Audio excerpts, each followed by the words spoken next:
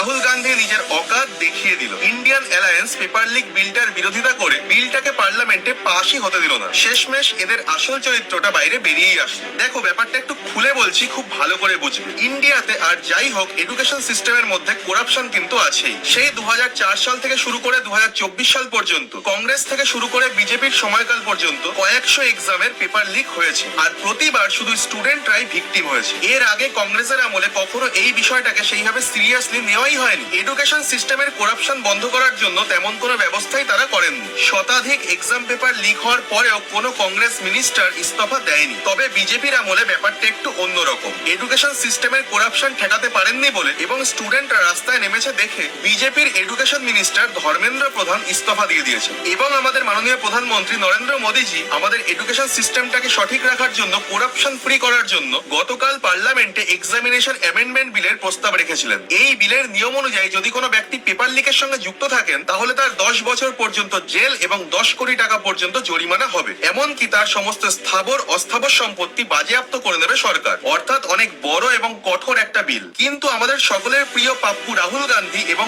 Indian alliance গতকাল পার্লামেন্টে এই বিলটির বিরোধিতা করে আলটিমেটলি বিলটিকে পাশই হতে দেয়নি। 2024 সালেও মোদীজি এই বিলটির প্রস্তাব এনেছিলেন পার্লামেন্টে, কিন্তু তখনও এই কংগ্রেস এবং রাহুল গান্ধী এই বিলটিকে পাশ হতে দেয়নি। এবারেও সেই একই কাজ করলো তারা। মানে এরা কখনো চাই না এডুকেশন সিস্টেম করাপশন ফ্রি হোক। এতদিন আমরা দেখেছি রাহুল গান্ধী সিজেপির প্রোটেস্টে গেছেন এবং সিজেপিকে সাপোর্টও করেছেন, এমনকি স্টুডেন্টদের জন্য রাস্তায় নেমে নাটকীয় ধর্ণাও করেছেন। কিন্তু রিয়ালিটিতে সেই রাহুল গান্ধী এডুকেশন সিস্টেমকে সঠিক করার জন্য আনা বিলটিকে পাশই হতে দিচ্ছেন না। তাহলে জাস্ট ভাবুন এরা স্টুডেন্টদের কতটা ভালো চায়। তবুও মানুষ এদেরকে ভোট দিচ্ছে, এদেরকে সমর্থন করছে। একটা কথা মনে রাখবেন, এই সিজেপি লিডার অভিজিৎ দীপকেও কিন্তু এদেরই আশ্রিত শিষ্য। সেও তার রং দেখানো শুরু করে দিয়েছে। এতদিন কত প্রোটেস্ট খেললো, কিন্তু পাঞ্জাব এবং কেরালার ক্ষেত্রে এদের মুখ দিয়ে কোনো শব্দই বেরোচ্ছে না। কোনো প্রোটেস্ট করার কথাও বলছেন না। জনগণের কাছে রিকোয়েস্ট, ভণ্ড এবং সাধুর মধ্যে পার্থক্যটা বুঝুন, চিন্তাধারাকে সঠিক পথে আনুন।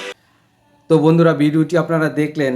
একজন ছাত্র দিনরাত এক করে পড়াশোনা করে, কঠিন পরিশ্রম করে সে পরীক্ষার প্রস্তুতি নেয়, কিন্তু কিছু দুর্নীতিবাজ মানুষ আছে যারা প্রশ্নপত্র ফাঁস করে তাদের স্বপ্ন চিরতরে ভেঙে দেয়। এই প্রশ্ন ফাঁস আমাদের দেশের একটা বড় সমস্যা হয়ে দাঁড়িয়েছে। এই সমস্যা বন্ধ করতে এখন মোদী সরকার বড় পদক্ষেপ নিয়েছে। সংসদে আনা হয়েছে একটি অত্যন্ত কঠোর এন্টি পেপার লিক বিল। বন্ধুরা, এই নতুন এন্টি পেপার লিক বিলে স্পষ্ট বলা হয়েছে, প্রশ্নপত্র ফাঁসে জড়িত থাকলে 10 বছর পর্যন্ত জেল হবে, অপরাধীদের 10 কোটি টাকা পর্যন্ত জরিমানা করা হবে, এমনকি সমস্ত সম্পত্তি বাজেয়াপ্ত করা হবে, এমন ব্যবস্থা রাখা হয়েছে। এত কঠোর আইন এনে সরকার যখন পরীক্ষা ব্যবস্থা পরিষ্কার করতে চাইছে, তখন রাহুল গান্ধী ও বিরোধীরা কি করছে জানেন? তারা পরীক্ষার্থীদের সাহায্য করার বদলে সংসদে এই বিলের বিরোধিতা করছে। রাহুল গান্ধী বাইরে গিয়ে ছাত্রদের জন্য নাটকীয় ধর্ণা দিচ্ছে, অথচ সংসদে প্রশ্নপত্র ফাঁস বন্ধ করার আইনে বাধা সৃষ্টি করছে, অ্যান্টি পেপার লিক বিলের বিরোধিতা করছে, যার ফলে এই অ্যান্টি পেপার লিক বিলটি সংসদে পাশ হয়নি। বন্ধুরা, কংগ্রেসের আমলে শত শত পরীক্ষার প্রশ্ন ফাঁস হয়েছিল, তখন কোনো কঠোর আইন বা ব্যবস্থা নেওয়া হয়নি, কেউ পদত্যাগ করেনি, কোনো সমাধান হয়নি। আর আজ যখন মোদী সরকার দুর্নীতিবাজদের শিকড় উপড়ে ফেলতে আইন আনার চেষ্টা করছে, তখন বিরোধীরা সাধারণ মানুষের নজর ঘোরাতে কেবল রাজনীতি করছে। আমরা রাজনীতি চাই না, আমরা ছাত্রদের ভবিষ্যৎ সুরক্ষিত দেখতে চাই। দুর্নীতি বন্ধ করতে হলে এই কঠোর আইন কার্যকর করা অত্যন্ত জরুরি। যোগ্যতার ভিত্তিতে চাকরি ও সুযোগ পাওয়া উচিত, টাকার জোরে নয়। আর সেই স্বচ্ছতা আনার জন্যই মোদী সরকার এই জিরো টলারেন্স নীতি নিয়েছে। বিরোধীদের উচিত রাজনীতির ঊর্ধ্বে উঠে এই কঠোর আইনকে সমর্থন করা, কারণ কথা দিয়ে নয়, কঠোর নিয়ম দিয়েই এই প্রশ্ন ফাঁস বন্ধ হবে।